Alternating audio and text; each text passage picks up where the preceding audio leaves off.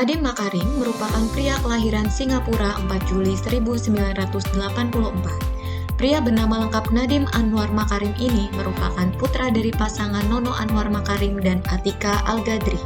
Ia mengenyam pendidikan di Universitas Brown Amerika Serikat dan kemudian meraih gelar masternya di Harvard Business School. Dalam perjalanan karirnya, ia pernah menjadi seorang konsultan manajemen, co-founder e-commerce, dan kemudian dengan jiwa entrepreneurnya yang kuat, ia keluar dari pekerjaannya dan mendirikan Gojek, yang sampai saat ini masih sangat dirasakan manfaatnya oleh masyarakat Indonesia. Dan karena kesuksesannya mendirikan Gojek ini, ia ditunjuk oleh Presiden Joko Widodo menjabat sebagai Menteri Pendidikan dan Kebudayaan pada Kabinet Indonesia Maju, dan menjadi menteri termuda dalam kabinet itu. Sebagai orang yang menginspirasi, nama Nadiem Makarim pernah masuk dalam 50 sosok menginspirasi di dunia versi Bloomberg, serta masuk dalam jajaran 100 tokoh masa depan dunia versi majalah Times. Itulah mengapa kami menjadikan beliau sebagai tokoh panutan berakhlak. Nadiem Makarim merupakan menteri dengan jiwa mudanya yang aktif untuk melakukan berbagai perbaikan di bidang pendidikan. Ia dengan cekatan dan solutif memberikan pemecahan permasalahan pendidikan Indonesia, seperti dengan adanya Kartu Indonesia Pintar untuk pembiayaan pendidikan, dan juga program digitalisasi sekolah untuk pemerataan informasi dan konten pendidikan yang dapat memahami kebutuhan masyarakat.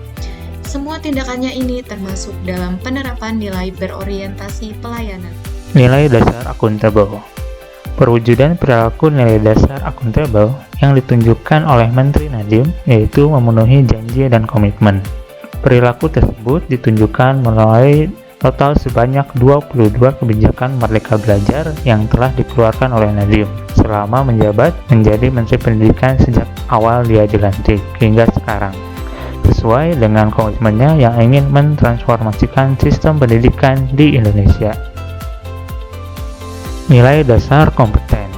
Perwujudan perilaku nilai dasar kompeten yang ditunjukkan oleh Menteri Nadiem yaitu bertukar pikiran dan berdiskusi dengan rekan kerja, bawahan, dan atasan. Nadiem beberapa kali mengunjungi Istana Presiden untuk memberikan laporan, bertukar pikiran, atau sekedar diskusi ringan dengan Bapak Presiden Jokowi sebagai atasannya.